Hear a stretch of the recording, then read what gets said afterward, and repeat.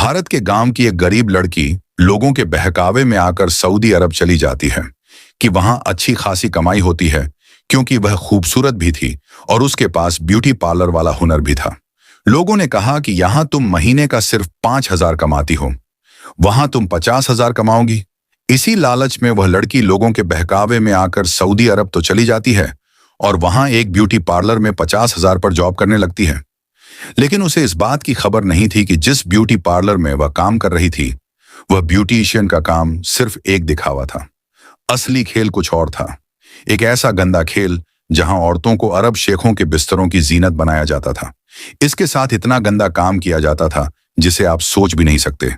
फिर 2 से 4 दिन बाद उस खूबसूरत लड़की के साथ इतना खौफनाक और गलत काम किया गया कि जिसे देखकर आपके सिर डगमगा जाएंगे। तो दोस्तों, आपसे एक रिक्वेस्ट है कि इस वीडियो को आखिर तक जरूर देखना कि उस लड़की के साथ क्या होता है। दोस्तों, ये वाकया महाराष्ट्र के पनाह शहर का है। यहाँ एक औरत रहती थी, सविता नायक। सविता ना सिर्फ खूबसूरत थी बल्कि अंदर से मजबूत और खुददार भी थी। उसकी जिंदगी का सबसे बड़ा ख्वाब था अपनी 3 बेटियों का मुस्तकबिल संवारना।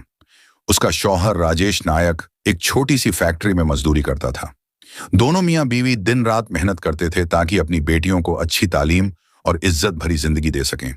लेकिन किस्मत जैसे उनका इम्तिहान ले रही थी।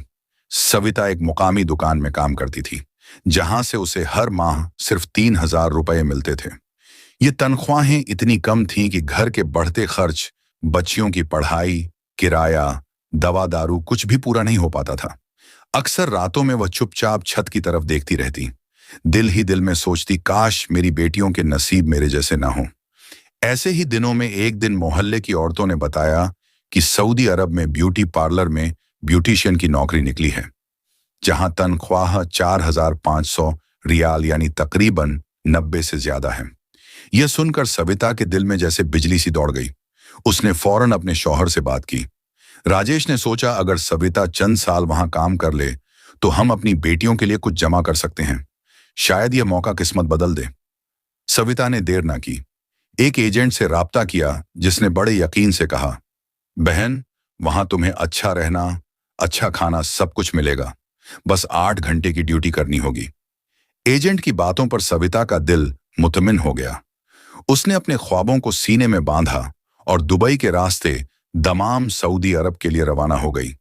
जब वो वहां पहुंची तो आंखों में चमक थी, दिल में उम्मीद थी। उसे लगा जैसे किस्मत उस पर मेहरबान हो गई हो। ब्यूटी पार्लर वाकई शानदार था, खुशबुओं से भरा, साफ सुथरा और ग्राहकों से गूंजता हुआ। सविता ने सजदा किया, रब का शुक्र अदा किया। भगवान, तेरा लाख लाख शुक्र है, तूने मेरी किस्मत बदल दी। मगर उसे मालूम नहीं था कि असल इम्तिहान तो अब शुरू होने वाला था। पार्लर में तकरीबन 8 से 10 औरतें काम करती थीं, कुछ शादीशुदा, कुछ अभी कुमारी, लेकिन सबके चेहरों पर एक अजीब उदासी छाई हुई थी। ना किसी की आंख में खुशी थी, न लबों पर मुस्कुराहट। सविता ने सोचा, शायद वह सब अपने घरों और खानदान से दूर होने की वजह से उदास हैं। परदेश का गम आसान नहीं होता। नए मुल्क में खुद को ढालना अक्सर बहुत मुश्किल हो जाता है। वो यही समझती रही कि वक्त के साथ सब ठीक हो जाएगा। सविता रोज अपने शौहर राजेश को कॉल करती, उसे बताती, आज 3 औरतों का मेकअप किया, एक दुल्हन के बाल बनाए। मालकिन ने तारीफ भी की। राजेश खुश हो जाता और सविता की आवाज में जो इत्मीनान था वह खुद को भी मुतमिन महसूस करता। मगर फिर एक दिन अचानक ब्यूटी पार्लर की मालकिन, एक अरबी औरत ने सविता से कहा, कल तुम्हें होम सर्विस के लिए जाना होगा। सविता चौंक गई। उसने पूछा, होम सर्विस मतलब? मालकिन ने हंसते हुए कहा, यहाँ कुछ अमीर सऊदी क्लाइंट होते हैं जो पार्लर नहीं आते। उन्हें अपने घर पर ही मेकअप और बाल बनवाने के लिए लड़कियां चाहिए होती हैं। सविता ने सर हिला दिया। उसे लगा शायद यह भी उसके काम का ही हिस्सा होगा, लेकिन उसे जरा भी अंदाजा नहीं था कि यही होम सर्विस उसकी जिंदगी का सबसे भयानक मोड़ बनने वाली है। सविता की मालकिन ने हंसते हुए कहा, हाँ, सऊदी शेख बहुत मालदार लोग होते हैं। उनके घरों में सब कुछ पहले से होता है, सामान, ब्यूटी प्रोडक्ट्स, सजावट। बस एक माहिर ब्यूटिशियन चाहिए जो उन्हें अच्छी तरह तैयार कर सके। यह सुनकर सविता के चेहरे पर खुशी आ गई। उसके दिल में तजस्सुस जाग उठा। वो सोचने लगी, काश मैं देख सकूं कि यह अरब लोग कैसे रहते हैं, उनके घर कैसे होते हैं, उनका रहन सहन, उनकी दौलत, सब कुछ कैसा होगा। उसने पहली बार होम सर्विस पर जाने के लिए खुद को तैयार किया, लेकिन जैसे ही उसने बाकी औरतों के चेहरे देखे, उसका दिल थोड़ा सा डगमगा गया। सब औरतों के चेहरों पर एक अजीब सी उदासी और खौफ था। कुछ नजरें झुकाए बैठी थीं, कुछ चुपचाप एक दूसरे को देख रही थीं। उनकी आंखों में जैसे कोई खामोश चीख थी। सविता ने हैरत से सोचा, आखिर यह सब परेशान क्यों हैं? मैं तो सिर्फ मेकअप करने जा रही हूं। मालकिन ने बाहर इशारा किया। एक शानदार काली गाड़ी दरवाजे पर खड़ी थी, बड़ी चमकती हुई, बिल्कुल किसी नवाब की तरह। ड्राइवर ने दरवाजा खोला तो सविता ने अपना ब्यूटी किट संभाला, जिसमें उसके सारे मेकअप के ब्रश, रंग, क्रीम और बाल बनाने के औजार रखे थे। उसने डब्बा सीने से लगाया, जैसे कोई अपनी मेहनत का खजाना ले जा रही हो, और गाड़ी में जाकर बैठ गई। गाड़ी के चलते ही वह खिड़की से बाहर देखने लगी। दोनों तरफ रेत के टीले फैले हुए थे, जैसे सोना बिखरा हो। ना दरख्त, ना हरियाली, बस रेत ही रेत। सविता को ऐसा लगा जैसे वह किसी और दुनिया में आ गई हो। गाड़ी रफ्तार से आगे बढ़ती गई और वह हैरत से इधर उधर देखती रही। कुछ देर बाद जब रेत के पहाड़ पीछे रह गए तो दूर हल्की हरियाली नजर आई और उसी के बीच एक बहुत बड़ा महलनुमा घर दिखाई दिया। गाड़ी जाकर उसी महल के सामने रुक गई। ड्राइवर ने इशारा किया, उतरिए, आप पहुंच गई हैं। सविता का दिल धड़कने लगा। वो सोच रही थी, इतने बड़े घर में सर्विस देने आई हूं, यकीनन अच्छी बख्शीश मिलेगी। उसके चेहरे पर खुशी की हल्की सी मुस्कुराहट आ गई। दरवाजे से एक अरबी औरत निकली, साफ रंगत, संजीदा चेहरा, और हाथ से इशारा करते हुए बोली, मेरे पीछे आओ। सविता उसके पीछे चलती अंदर दाखिल हुई और जैसे ही उसने घर का अंदरूनी मंजर देखा, उसकी आंखें हैरत से फटी की फटी रह गईं। पूरा फर्श सफेद मार्बल का बना था। दीवारों पर पुराने अरब दौर की पेंटिंग्स लगी थीं। छतें इतनी ऊंची कि जैसे किसी महल की हों, और उनसे बड़े बड़े झूमर लटक रहे थे जो रोशनी में जगमगा रहे थे। हर चीज में अमीरी की झलक थी। वो अभी आसपास देख ही रही थी कि सामने से एक कम उम्र लड़की आई। उसके तन पर आधे अधूरे कपड़े थे। सविता हैरान रह गई। उसके जहन में पहला ख्याल आया, ये सऊदी अरब है। यहां तो सुना था कि औरतें पर्दे में रहती हैं। उसे समझ नहीं आ रहा था कि आखिर यहां क्या हो रहा है। वो लबों पर मुस्कुराहट जमाए अंदर के बड़े हॉल में गई, जहां एक अधेड़ उम्र सऊदी मर्द आराम कुर्सी पर बैठा हुआ था। चेहरे पर गुरूर, हाथ में सिगार और आंखों में एक अजीब सी बेचैनी। सविता के दिल की धड़कन तेज हो गई, लेकिन उसे क्या पता था, यही वो लम्हा है जहां से उसकी जिंदगी का सबसे डरावना बाप शुरू होने वाला था। शालिनी को नरमी से बुलाया गया। बैठिए मेहरबान, तशरीफ और रखिए। वो कलिमा से सोफे पर आराम से बैठी। चंद लम्हों में ही एक लड़की, जिसके कपड़े आधे थे, एक ट्रे में ठंडा शरबत और एक प्लेट में कटे फल लेकर वारिद हुई। वो खामोशी से शरबत रखकर चली गई, जैसे यह सब मामूल की बात हो। मकान में खुशबू, नरम रोशनी और खामोशी का एक अजीब इम्तजाज था। हर चीज चमकीली मगर इंसानी एहसास से दूर। शेख ने अदब से कहा, पहले थोड़ा शरबत पी लीजिए, फल खा लीजिए, फिर आप अपना काम कीजिए। शालिनी ने सोचा, यह तो मामूल की बात है। कम से कम पहले कोई शक नहीं था। उसने अपना मेकअप बॉक्स मेज पर रखा, हल्के हाथों से फल के कुछ टुकड़े खाए और एक घूंट शरबत का लेकर होठों पर लगा लिया। शरबत का जायका मीठा था, मगर अंदर एक ऐसी छोटी सी खराश सी महसूस हुई, जैसे कहानी का प्लॉट धीरे धीरे बदल रहा हो। चंद लम्हों बाद उसका सर भारी हो गया, आंखें धुंधला गईं और दिमाग एक गहरी नींद में डूबता चला गया। जब फिर होश आया तो उसने खुद को किसी नरम आलीशान बिस्तर पर लेटा हुआ पाया। कपड़े कहीं नजर ना आए। छाती के करीब ठंडा कपड़ा था, मगर उसने महसूस किया कि वह बेलिबास है। दिल की धड़कन तेज, सांस फटी हुई।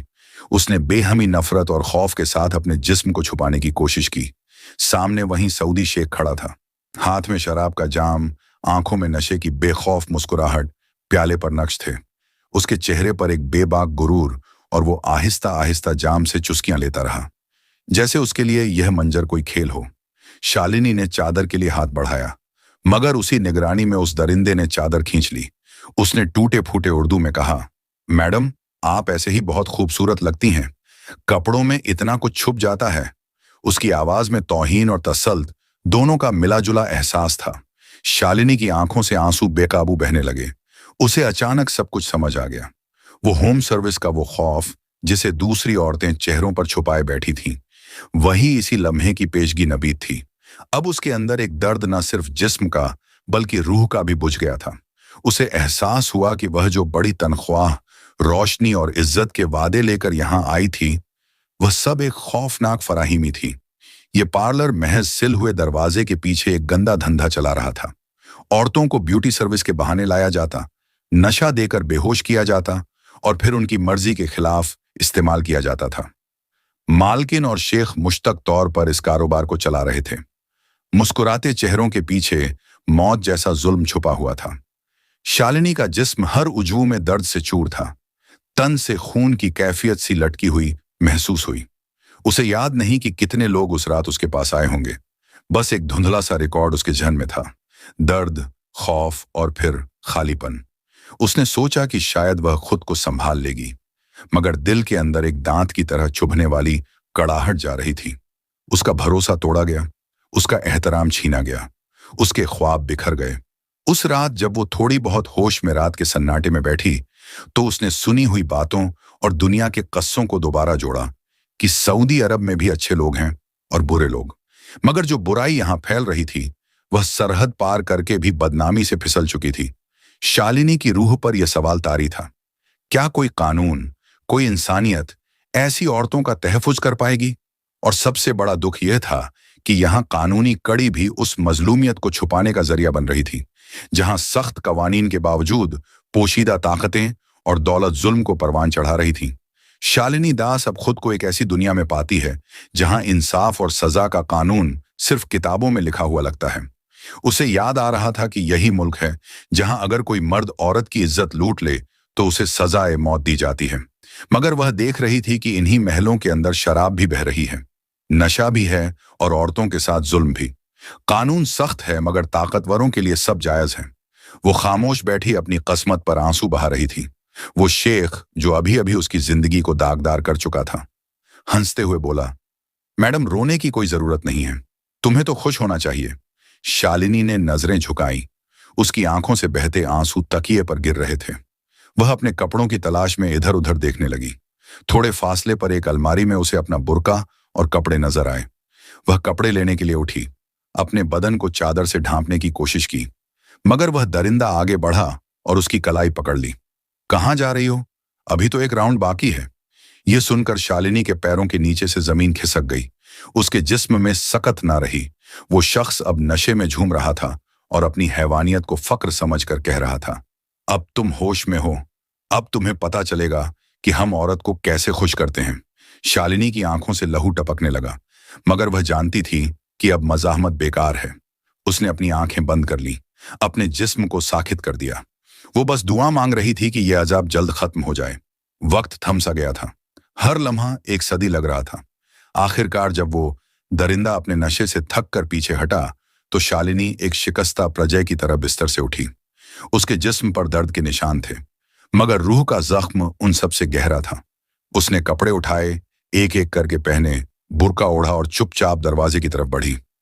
मैडम 1 मिनट रुकिए। वो रुकी, मगर उसकी नजरें जमीन पर थीं। शेख ने एक लिफाफा आगे बढ़ाया। ये तुम्हारे लिए इनाम है, आज तुमने कमाल कर दिया। सुना था हिंदुस्तानी औरतें बहुत मजे की होती हैं, आज यकीन हो गया, अगली बार फिर आना। यह सुनकर शालिनी के अंदर की औरत तड़प उठी। वो लिफाफा गुस्से से उसकी तरफ फेंकती है, आंखों में नफरत और गहरे दुख के साथ कुछ नहीं बोलती, बस मुड़कर दरवाजा खोलती है और बाहर निकल जाती है। बाहर वही गाड़ी खड़ी थी जो उसे लाई थी। वो बगैर कुछ कहे उसमें जा बैठी। रास्ते में रेत के वहीं टीले थे, मगर अब वह मंजर उसे कब्रिस्तान लग रहा था। हर झर्रे में खौफ और घिन्न थी। जब ब्यूटी पार्लर पहुंची तो मालकिन ने उसे देखा। कैसा रहा काम? शालिनी ने नजरें झुका ली। जवाब के बजाय उसकी आंखों से आंसू बहने लगे। उसके चेहरे पर वही खामोश चीख थी जो ना बोली जाती है न सुनी जाती है। पार्लर की वो दूसरी औरतें जो मुख्तलिफ एशियाई मुल्कों से आई थीं, कुछ पाकिस्तान की थी, कुछ बांग्लादेश की और कुछ दूसरे पड़ोसी मुल्कों की। सबने शालिनी को आहिस्तगी से तसल्ली दी। एक ने कहा, हम सबको भी यही वादा करके लाया गया था, अच्छी तनख्वाह, बेहतर जिंदगी। हमें भी बताया गया था कि बस ब्यूटी पार्लर में काम करना होगा, होम सर्विस करनी होगी। किसी ने सर हिलाया तो कोई चुपचाप आंखें झुका लें। सबकी आवाजों में वही दर्द था जो उनकी आंखों में पहले से नजर आ चुका था। हमें नहीं मालूम था कि ब्यूटी पार्लर के नाम पर हमें जिस्म फरोशी के धंधे में धकेल दिया जाएगा। एक तरफ मालकिन की सख्ती और खौफ, दूसरी तरफ उन सब का खामोश जख्म, और यही हकीकत हर किसी के चेहरे पर लिखी हुई थी। मालकिन ने पहले ही वाजे कर रखा था, जितनी बार मैं कहूं वैसा करो, जहां भी होम सर्विस के लिए भेजा जाए चुपचाप जाओ, ज्यादा झगड़ा मत करो। ये बातें अब रिपीट की हुई हुक्मों जैसी लगने लगी। वो शाम जब शालिनी अपने कमरे पहुंची तो ना खाने का दिल था, ना खाना बनाने का हौसला। पार्लर ने रिहाइश के लिए अच्छा कमरा दिया था, साफ आरामदेह, हर सहूलत मौजूद, मगर उसके दिल का हर गोशा उदास था। जिस स्कूटर पर वो रोज पार्लर आती जाती थी, आज उसे छूने का भी दिल नहीं कर रहा था। हर चीज जैसे उस पर बोझ बन गई थी। वो बस अपने घर जाने की ख्वाहिश में धड़क रही थी। कमरे वसी और सहूलियतों से भरपूर थे, मगर उसका मानसिक हाल टूट चुका था। वो आहिस्ता से बिस्तर पर गिर पड़ी, आंखों से आंसू बहने लगे। उसी दौरान उसका शौहर राजेश फोन करके खुशखबरी सुनाता है, हमारी बेटी ने स्कूल में टॉप किया, सब ठीक है, मुबारकबाद। उसकी आवाज ने शालिनी के दिल में कुछ सुकून लाने की कोशिश की। उसने खुद को संभालने की कोशिश की, कहा, हाँ ठीक हूं, फिक्र मत करो। मगर आवाज के पीछे जो खला था वो फौरन मिटा नहीं। कई दिन गुजरे, 3-4 दिन तक शालिनी को होम सर्विस के लिए नहीं भेजा गया। शायद मालकिन ने सोचा कि वह थक गई होगी या जहनी तौर पर दरहम है, इसलिए उसे आराम दिया गया। मगर वह सुकून वक्त था। चौथे दिन मालकिन ने आकर कहा, आज तुम और नाजनीन दोनों को एक साथ होम सर्विस के लिए जाना होगा। शालिनी ने सख्ती से कहा कि वो अब और होम सर्विस के लिए नहीं जाएगी, मगर मालकिन ने संगीन लहजे में धमकी दी, अगर तुमने जाने से इनकार किया तो मैं तुम्हें बदका यानी फहाशी के इल्जाम में फंसा दूंगी। तुम यहां गैर मुल्की हो, सऊदी, कवानीन से वाकिफ नहीं। अगर मैं कह दूं कि तुमने बदका की है, पुलिस तुम्हें गिरफ्तार कर लेगी और अंजाम तुम जानती हो। यह धमकी शालिनी के लिए किसी डंके की तरह थी। उसने महसूस किया कि यहां ताकतवर हजरात और मालकिन किसी भी चीज को अपने मुफाद के लिए इस्तेमाल कर सकते हैं, और कानून, जबान और अजनबियत उसकी आवाज को दबाने के लिए काफी है। उस लम्हे उसके पैरों तले जमीन खिसक सी गई। वो समझ गई कि यहां से निकलना आसान नहीं होगा। मज़ाहमत खतरनाक थी और खामोशी मजबूरी। अरबी मालकिन की आंखों में सफाकी उतर आई थी। वो गरूर भरे लहजे में बोली, यहां तुम्हारी कोई सुनने वाला नहीं है। अगर तुमने जुबान खोली तो मैं 10 आदमी खड़े कर दूंगी, जो कसम खाकर कहेंगे कि तुम ही उन्हें बदकरारी के लिए उकसाती हो, गंदे इशारे करती हो। ये अल्फाज सुनकर शालिनी के वजूद से जैसे जान निकल गई। दिल में खौफ की ऐसी लहर दौड़ गई कि वो लम्हा भर को पत्थर बन गई। उसने सोचा, यहां से निकलना अब आसान नहीं। ये औरत कुछ भी कर सकती है। वह बेचारी नाजनीन की तरफ देखती है। दोनों की आंखों में एक ही सवाल, एक ही खामोशी। अब क्या करें? मरती क्या ना करती। वो दोनों मजबूरी में उस गाड़ी में बैठ जाती हैं जो उन्हें लेने आई थी। गाड़ी एक लंबे सफर के बाद शहर के एक ऐसे इलाके में जाकर रुकती है जहां बड़े बड़े महलनुमा घर थे। ऊंची दीवारों के पीछे ऐशो इशरत छुपी थी। वहां रहने वाले अमीर अरब मर्दों के पास दौलत की कोई कमी ना थी, मगर इंसानियत का नामो निशान मिट चुका था। उनकी निगाहें अक्सर बाहर से आने वाली मजबूर लाचार औरतों पर टिकती थीं। वो औरतें जो अपनी गरीबी और ख्वाबों के बोझ में यहां आकर सब कुछ गवा बैठती थीं। जब वो दोनों घर के अंदर दाखिल हुई तो देखा कि कुछ औरतें मेकअप करवाने के लिए उनका इंतजार कर रही थीं। दिल को जरा सा सुकून मिला। चलो, यहां तो शायद सिर्फ ब्यूटी सर्विस ही देनी होगी। शालिनी ने दिल ही दिल में शुक्र अदा किया। वो दोनों औरतों को फेशियल और हेयर सर्विस देने लगी जैसे पार्लर में दिया करती थी। मगर यह सुकून ज्यादा देर ना रहा। काम खत्म होने के बाद एक मुकामी औरत जो वहां की मुलाजिमा लग रही थी आकर बोली, अब अंदर वाले रूम में चलना है, मालकिन तुम दोनों का इंतजार कर रही हैं। शालिनी और नाजनीन ने एक दूसरे की तरफ देखा। शायद घर की कोई बड़ी औरत बुला रही हो, लेकिन जैसे ही वह अंदर दाखिल हुई, सामने का मंजर देखकर दोनों के कदम लड़खड़ा गए। कमरे में एक अधेड़ उम्र का अरबी शेख बैठा था, हुक्का के कश ले रहा था। हुक्के के पास शीशे के गिलासों में शरबत और कटे हुए फल रखे थे। उसकी निगाहें उन दोनों पर जम गई। शालिनी फौरन समझ गई, आज फिर वही होने वाला है। होम सर्विस के नाम पर जिल्लत और जुल्म का एक नया दिन। वो शेख अपनी जगह से उठा नहीं, बस नरम लहजे में बोला, बैठो, तुम्हें घबराने की जरूरत नहीं, पहले ये शरबत पी लो। बनूज नाम का अरबी शरबत है, जिस्म को ठंडक देता है, ताकत बढ़ाता है। शालिनी के हाथ लरज रहे थे। वो जानती थी इस शरबत में कुछ ना कुछ नशा जरूर होगा, मगर इनकार करने की हिम्मत नहीं थी। इनकार का मतलब मुसीबत। उसने घूंट भरा। शरबत वाकई ठंडा था, मगर उसके अंदर आग भड़क उठी। थोड़ी देर बाद दरवाजा खुला। 4 और अरब मर्द अंदर दाखिल हुए। सब 50 से ऊपर उम्र के भारी जिस्म वाले, आंखों में हवस की चमक। शालिनी और नाजनीन के बदन सुन्न हो गए। उनकी रूह जैसे कांपने लगी और दिल के अंदर एक चीख दब गई। वह समझ चुकी थी, अब जो होने वाला है वह किसी काबूस से कम नहीं। शालिनी और नाजनीन ने एक दूसरे की तरफ देखा। उनकी आंखों में खौफ, शर्मिंदगी और बेबसी का समुंदर था। उनके सामने वह 5 अरब बैठे थे, जिनमें से एक असली अरब शेख मोहम्मद बिन अब्दुल्लाह कहलाता था। वो अपने हुक्के का कश लेते हुए बोला, सुना है तुम वापस इंडिया जाना चाहती हो, और आ जाने से इनकार कर रही थी। शालिनी ने कांपती हुई आवाज में कहा, सर मैं एक औरत हूं, मेरी 3 बेटियां हैं, एक शौहर है, हम बहुत गरीब लोग थे। वहां भारत में मैं ब्यूटी पार्लर में काम करती थी। यहां अच्छी तनख्वाह की उम्मीद में आई थी, मगर मुझे नहीं मालूम था कि मुझे ऐसे घरों में भेजा जाएगा जहां मुझे अपनी इज्जत कुर्बान करनी पड़ेगी। मैं अपने रब से डरती हूं, मैं यह गलत काम नहीं कर सकती। मोहम्मद बिन अब्दुल्लाह ने हंसकर कहा, सही और गलत का पाठ मत पढ़ाओ। अगर तुम वाकई वापस जाना चाहती हो तो जा सकती हो। तुम्हारा पासपोर्ट, टिकट सब मिल जाएगा, लेकिन एक शर्त है। शालिनी ने सहम कर पूछा, कौन सी शर्त सर? वो जहरीली मुस्कुराहट के साथ बोला, हम तुम्हारे जिस्म को देखना चाहते हैं, पहले कपड़े उतारो। यह सुनते ही शालिनी के कदम लड़खड़ा गए। उसकी सांस रुक गई, जैसे किसी ने गले पर हाथ रख दिया हो। नाजनीन ने भी खौफ से जमीन पर नजरें झुका लीं। दोनों जानती थीं, इनकार का मतलब मौत था। उनके पास कोई रास्ता नहीं बचा। उन्होंने रोते हुए अपनी चादरें संभाली और कांपते हाथों से अपने कपड़े एक तरफ रख दिए। उनकी आंखों से गिरते आंसू जमीन पर गिरकर भी उन दरिंदों के दिल नरम ना कर सके। कमरे के एक कोने में एक और लड़की मौजूद थी, जो शराब के गिलास में मशरूब डाल रही थी। तभी उनमें से एक अरब बोला, अब तुम दोनों हमारा दिल बहलाओ, नाचो, अरबी धुन पर रक्स करो। म्यूजिक बजने लगा और वो दोनों मजबूर लड़कियां, जिन्हें रक्स आता भी ना था, डर और लाचारी में थरकने लगी। उनकी लरजती हुई चाल में खौफ छुपा था और उन दरिंदों की आंखों में हवस। शालिनी ने गिड़गिड़ाते हुए कहा, हमने आपकी शर्त पूरी कर दी, अब हमें जाने दो। हमारा पासपोर्ट वापस दे दो, हम यहां नहीं रहना चाहते। मगर मोहम्मद बिन अब्दुल्लाह ने तंजिया हंसी हंसी और बाकी 4 अरब उठकर उन दोनों को दबोच लिया। कमरे में कोई आवाज रहम की ना थी, बस चीखें, सिसकियां और जालिमों के कहकहे। उस रात वहां इंसानियत का जनाजा निकला। वो दोनों लड़कियां, शालिनी दास और नाजनीन, अपने जिस्म और रूह के साथ वो सब कुछ सह गई जो किसी जी रूह के साथ नहीं होना चाहिए। उनकी चीखें दीवारों में दब गई और बाहर शहर की रोशनियां वैसे ही जगमगा रही थीं, जैसे कुछ हुआ ही ना हो। शालिनी दास और नाजनीन के जिस्म पर जब उन दरिंदों की हवस आखिरकार ठंडी हुई, तो उन्होंने उनके कपड़े उन पर फेंक दिए।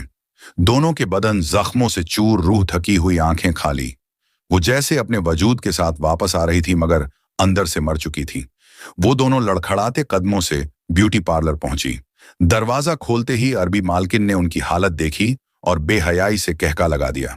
ठहाका मारकर हंसती हुई बोली, बहुत खूब सर्विस दी है तुमने, शाबाश, ऐसे ही करती रहना, तो तुम जल्दी बहुत ऊपर पहुंच जाओगी। शालिनी का सब्र अब जवाब दे चुका था। वो फट पड़ी। उसके अंदर की सारी घुटन, सारा दर्द, सारी अजियत एक आग बनकर फूट पड़ी। उसने आगे बढ़कर अरबी औरत का गिरेबान पकड़ लिया और चिल्ला उठी, मैं इंसान हूं, खिलौना नहीं। मुझे यहां से जाना है, मेरा पासपोर्ट वापस दो। अभी भी वो औरत मुस्कुराकर बोली, इतना शोर मत मचाओ, यहां से जाने का सोचो भी मत। तुमने 3 साल का कॉन्ट्रैक्ट साइन किया है, सब कागजात हमारे पास है। अगर तुमने भागने या इनकार करने की कोशिश की तो तुम्हें बदकारी के इल्जाम में जेल भेज दूंगी। यहां तुम्हारी कोई सुनने वाला नहीं, कोई तुम्हें बचाने नहीं आएगा। यह सुनकर शालिनी के पैरों तले से जमीन निकल गई। वो खामोशी से पीछे हटी और झारों कतार रोने लगी। ऐसा रोना जो दिल के अंदर से उठता है, जिसकी आवाज सिर्फ खुदा सुनता है। वो घुटनों के बल फर्श पर गिर गई। उसके होठों से बस एक ही जुमला निकला, या अल्लाह मुझे मौत दे दे, मगर इस जहन्नुम से निकाल दे। वक्त गुजरता गया। दिन महीनों में, महीने बरसों में बदल गए। शालिनी दास ने 3 साल उसी कैद में गुजार दिए, जहां दिन काम के और रातें जुल्म की थीं। वो न हंस सकी न बोल सकी, बस जीती रही, जैसे कोई सांस लेता हुआ साया। 3 साल बाद जब उसे वापस भारत भेजा गया तो वह वहीं शालिनी नहीं रही थी। उसके चेहरे पर जिंदगी के बजाय दर्द लिखा था और उसके लहजे में एक दबा हुआ चीख छिपा था। जब उसने वतन लौटकर यह सब बताया तो पूरे इलाके में हंगामा मच गया। हर कोई सख्त में था कि ब्यूटी पार्लर के नाम पर कैसे औरतों को जिस्म फरोशी के अंधे गड्ढे में धकेला जाता है। और तब राबी की आवाज सुनाई दी, दोस्तों, ये कहानी सुनाने का मकसद किसी का दिल दुखाना नहीं, बल्कि आपको सचेत और होशियार करना है। दुनिया में आज भी हजारों औरतें ऐसी चालों का शिकार हो रही हैं। ख्वाबों के पीछे मत भागो, हकीकत को पहचानो, अपनी इज्जत और जिंदगी की हिफाजत करो। अल्लाह हाफिज।